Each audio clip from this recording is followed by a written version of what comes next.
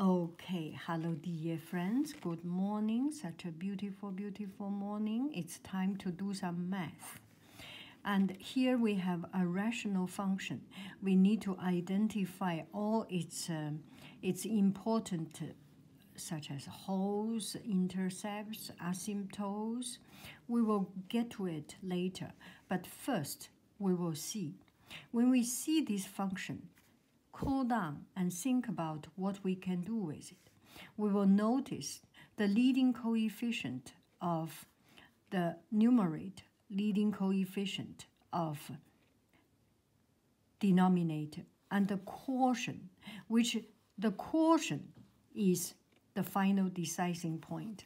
And the rest of it will be ignored when the number becomes extremely big. That is the end behavior. But before the end behavior, all these will make some small, teeny, tiny difference in our graph. It's like the noise. The graph can be something like at the end, if at the end it is like this, the tendency is like this, but in the middle it may have this little noise. I do not know what the noise is, and all this will tell us the noise, how the little bizarre things will happen. Things number one, factor it out. Copy the problem first. F of x equal to x cubed minus x squared minus 2x negative 3x squared plus 9x plus 12. Did we copy it exactly right? Yes, we copied it exactly right. So things number one, factor it out. On the top part, we take out an x squared minus x minus 2. On the bottom part, we take out negative 3x squared minus 3x minus 4. Keep on factoring. I will write so that you can see step by step. I did not change anything. So far, so good. X, still the x squared. This we can factor it, x minus 2, x plus 1. And this, copy negative 3. This we can factor it into x minus 4, x plus 1. Okay, so when the denominator becomes 0, such as this one becomes 0, x equal to positive 4, x minus 4 becomes 0, x equals to 4. That is a vertical asymptote. X plus 1 equal to 0, x equal to negative 1. This can possibly be also an asymptote, but we need not only look at the bottom, but also look at the top. Look at the top, because on the top, x plus 1 can be cancelled out. Okay, now we need our fancy pen. This can be cancelled out. So the vertical asymptote will not exist in x plus 1 equal to 0 or x equal to negative 1. This will not appear in the graph. It will be continuous but broken at x equal to negative 1. That is the whole. Here is the whole. And we put x equal to negative 1 and bring it in. We get a number. We can do it right now. So the whole, this we can figure out. X equal to negative 1. So negative 1, negative 1, negative 2, right? -3, -1, -4 equal to -3, -3, 1/5. So we can get the whole is when x is -1, y is 1/5. So there is a whole in this graph. That is the whole. When numerator and denominator have the same factor, that is the whole place. Okay? Okay, now we will figure out what is the vertical asymptote. The vertical asymptote is when x minus 4, when one of the factor becomes 0. How do we know? It's like when, how do we say it? One number divided by 0, or one number is divided by a so small number, and the result, the quotient, will be so big. Make sense? If you divide one pizza and cut into so small parts, you can feed a lot of people. Right? You can give to many people. If you put one egg into Pacific Ocean, and the ocean are all connected, you can spiritually feed the whole world with egg drop soup. Make sense? Because the element of egg is infinite. Okay, I will not go that route. So come back. So vertical asymptote, vertical, I read better write it clearly. Vertical asymptote,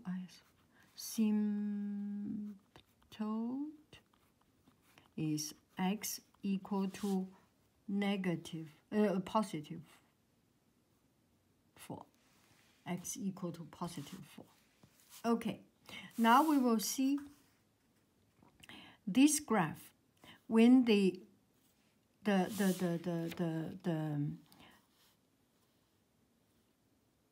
degree, the leading degree of the numerator divided by the denominator.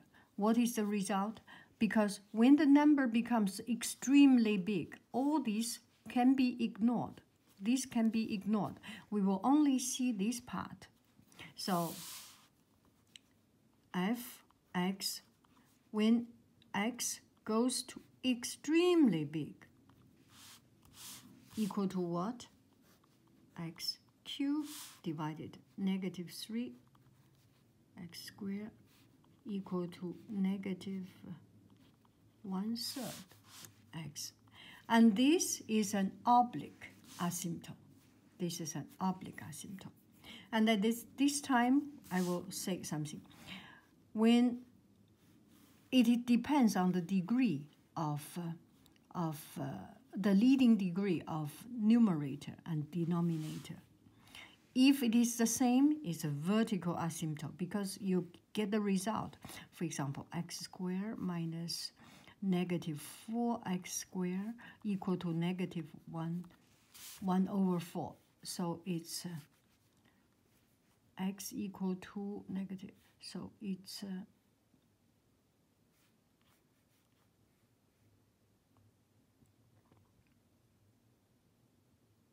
y equal to -1/4. So it's a horizontal asymptote. And when x is 0, when the denominator is 0, it's a vertical asymptote. Okay? Okay, so this is the oblique asymptote. Oblique asymptote.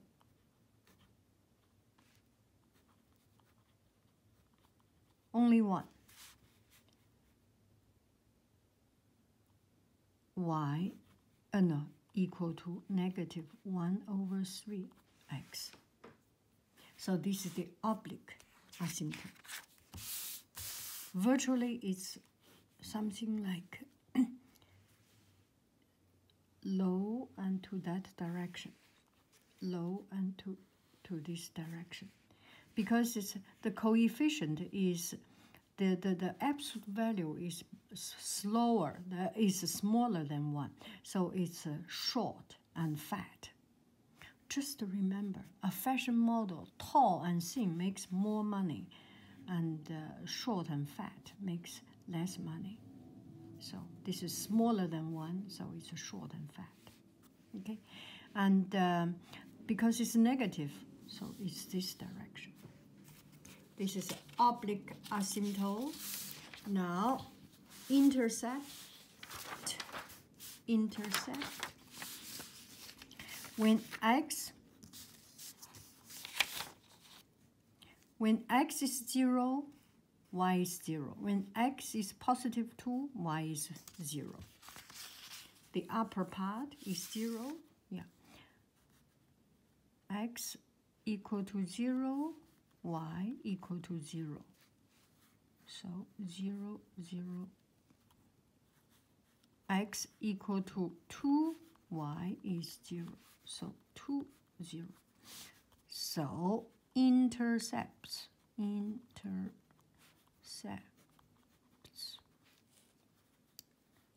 0, 0. There are 2 intercepts. 0, 0, and 2, 0.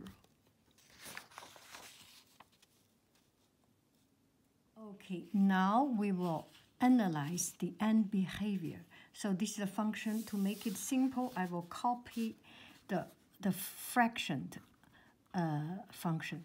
F of x equal to x minus 2, x plus 1, negative 3, x minus 4, x plus 1. What do we know from here? So here is our graph. Did you see we copied this one? So here is our graph. We have vertical asymptote, x equal to 4, 0, 2, 4, and this is the forbidden line, the asymptote line, the forbidden line. No one goes there. No one goes there. Use our glitter pen. And here we have an x-intercepts. When x is 0, y is 0. When x is 2, y is 0. And when that is these 2. When x is negative 1, it's a whole. It's a whole. And positive half. Here we have a whole. Are we in the center? Are we in the center? And we know that when x is bigger than 4, positive, positive, positive, with coefficient negative 1/3 is negative. So when x from 4 bigger and bigger and bigger and bigger, it becomes more and more negative. So I will use pencil to draw it. So when it is very close to 4, it's like this, and become negative. And we also know there is an oblique asymptote. Oblique asymptote. So it follows this line. Yeah. And when x is becoming negative, smaller than 4, it's negative. It close to this point and then reach to here between 2 and 0, something like this. And when x is negative extremity, y becomes positive. So this is the line. And it passes through here. And also pass through here. Sorry, I didn't. And here is a hole, does not pass. Okay, so this is the graph of it. And behavior, let me write down, and behavior, and behavior. So when x becomes extremely big, f of x becomes negative infinity because of this negative sign. When x becomes negative infinity, f of x becomes positive infinity. Okay, now here we will see the limit behavior. When x approach to 4 from the right side, f of x become negative extremity. When x approaches 4 from the left side, approach 4, f of x become positive extremity. So this is a graph. Okay, now we take a look at our graph calculator decimal. Okay, I have put the function on decimal already. As you can see, let me get the light away from us. So you can see that this is the function, and as it approaches to positive 4, here is positive 4, it goes to be an extremity, and here is 2 and 0, 1 and 0, 1 and 0. This must be, if you learn calculus, this must be the turning point. And let's go to when x is negative 1. See, this is the hole. When x is negative 1, is undefined, this is the hole. Okay, so we can see now we move it in, zoom out, you can see. So this is x is positive 4, and this is the oblique asymptote. Vertical asymptote, x is positive 4, and oblique asymptote, x is negative 3. Y is negative 1 over 3x. Rise over run. Make sense?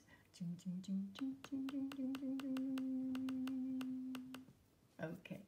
I love you. I really do.